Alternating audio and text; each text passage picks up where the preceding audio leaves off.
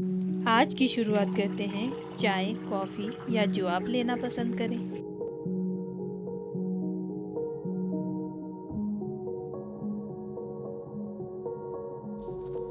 Hello दोस्तों, स्वागत है आपका मेरे channel study and motivation with K2 पर। शुरू करते हैं आज के टॉपिक से। आज हम बात करेंगे लाल बहादुर शास्त्री जी के बारे में। लेकिन उससे पहले अगर आप चैनल पर नए हैं तो सब्सक्राइब कर दें, साथ ही बेल आइकन दबा दें। तो चलिए शुरू करते हैं। आज हम बात करेंगे लाल बहादुर शास्त्री जी के बारे में। लाल बहादुर शास्त्री जी का जन्म 2 अक्टूबर 1904 को उत्तर प्रदेश के बनारस जिले के मुगल सराय में हुआ था। लाल बहादुर शास्त्री जी जातिवाद के बिल्कुल खिलाफ थे। इससे संबंधित कहानी के बारे में हम इस वीडियो में ही थोड़ी देर में जानेंगे।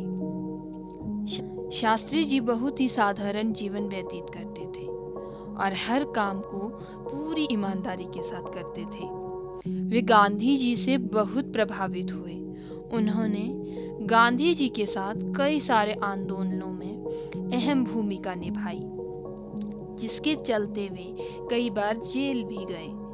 वे भारत के रेल मंत्री भी बने, लेकिन तमिलनाडु में एक रेल एक्सीडेंट हुआ जिसमें लगभग 1,500 से अधिक लोग मारे गए। इस हादसे का उनके ऊपर इतना बुरा असर हुआ कि उन्हें लगा कि यह उन्हीं की गलती है और वे इस पद को संभालने के लायक नहीं हैं, और उन्होंने मंत्री पद से इस्तीफा दे दिया।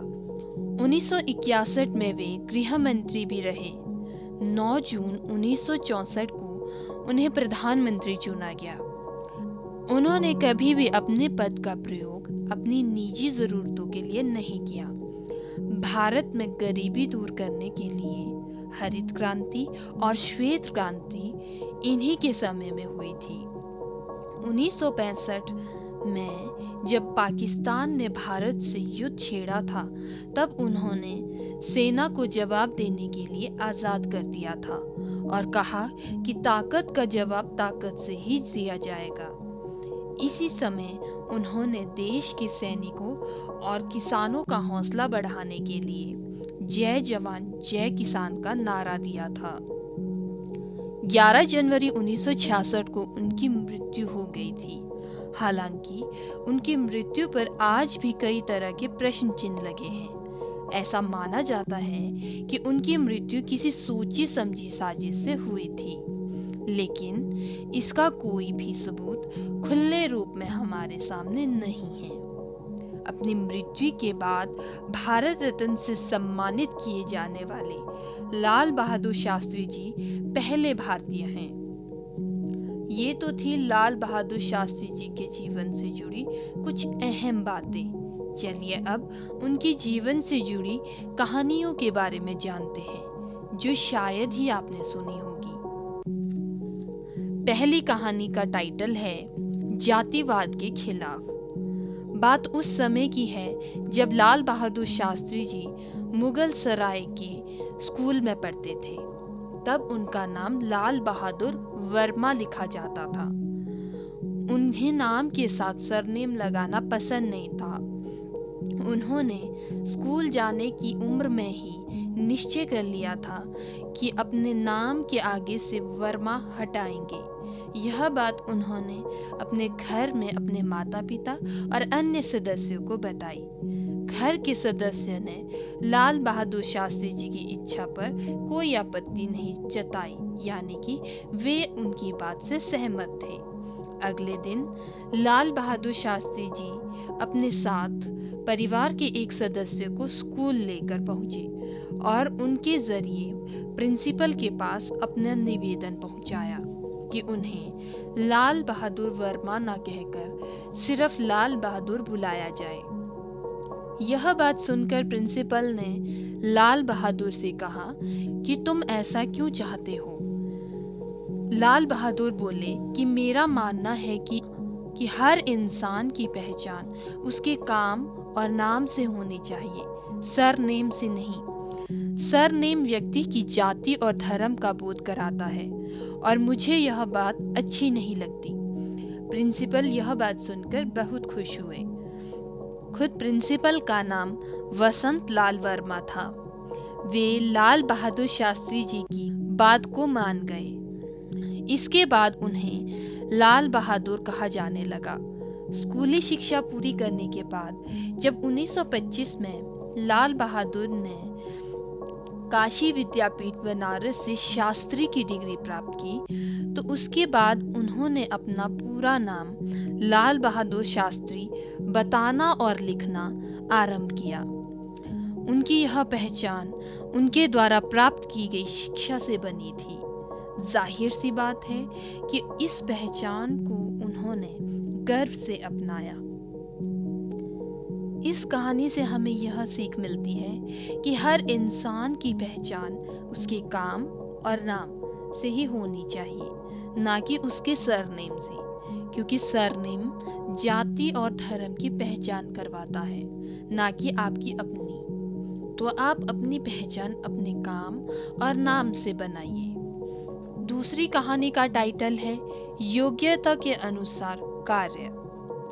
यह बात उन दिनों की है जब लाल बहादुर शास्त्री जी उत्तर प्रदेश के गृह मंत्री थे। उस समय उनके पास उनका एक मित्र आया और बोला, सर, मेरे बेटे की हाइट केवल आधा इंच कम है, इसीलिए उसे पुलिस का पद नहीं मिल पा रहा है।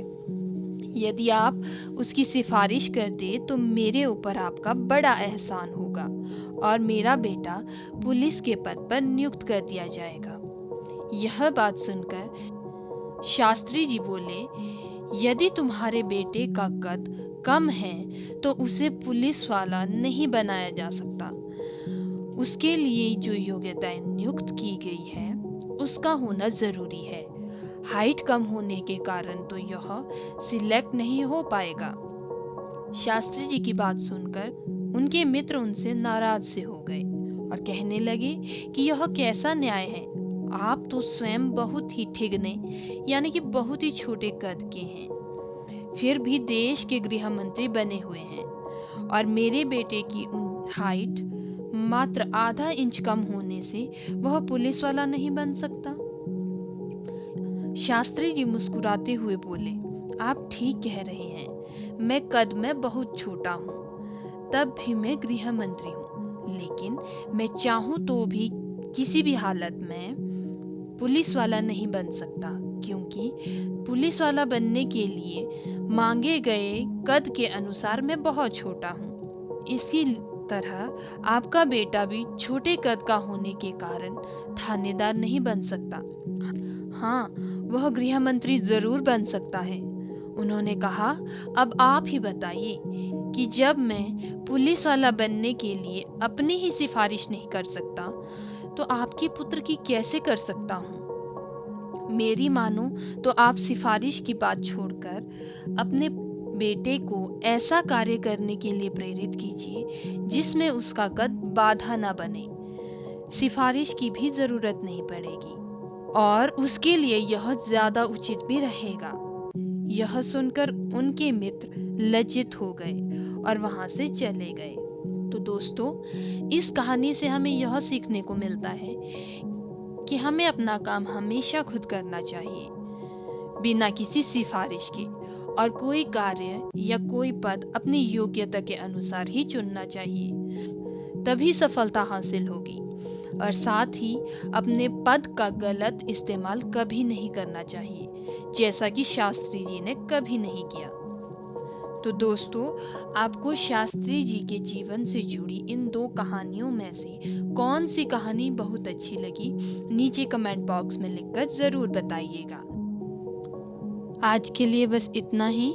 हम फिर मिलेंगे कुछ नई बातों के साथ, कुछ नई यादों के साथ। चैनल को सब्सक्राइब कर दे, बेल आइकन को दबाना बिल्कुल ना भूले, लाइक और शेयर जरूर कर दे।